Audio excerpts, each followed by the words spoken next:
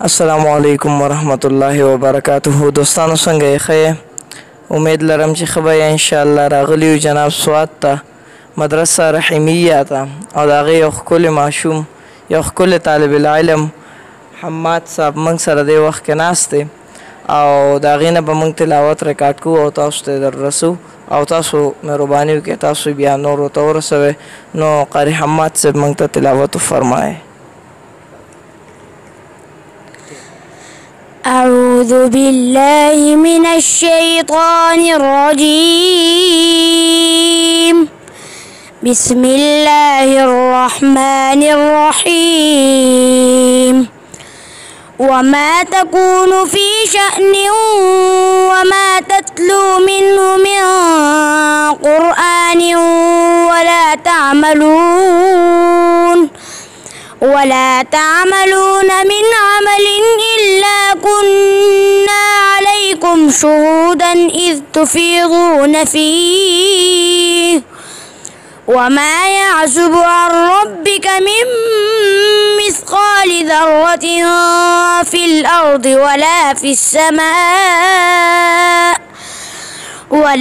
السماء ولا أصغر من ذلك ولا أكبر إلا في كتاب مبين.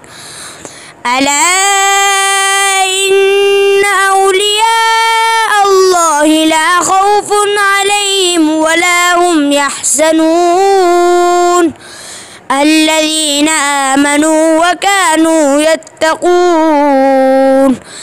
لهم البشرى في الحياة الدنيا وفي الآخرة لا تبديل لكلمات الله ذلك هو الفوز العظيم. ولا يحزنك قولهم إن العزة لله جميعا هو السميع العليم.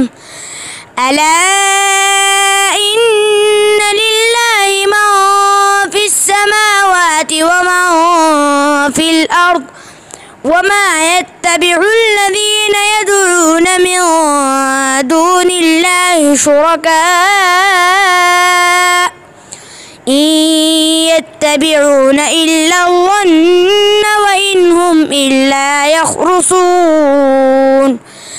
هو الذي جعل لكم الليل لتسكنوا فيه والنهار مبصرا إن في ذلك لآيات لقوم يسمعون.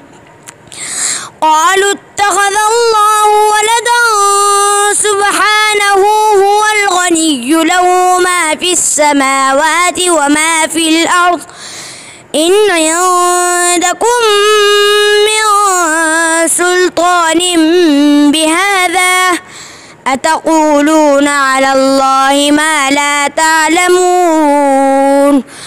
قل إن الذين يفترون على الله الكذب لا يفلحون. متاع في الدنيا ثم إلينا مرجعهم ثم نذيقهم العذاب الشديد بما كانوا يكفرون. صدق الله العظيم. ما شاء الله لا قوة إلا بالله.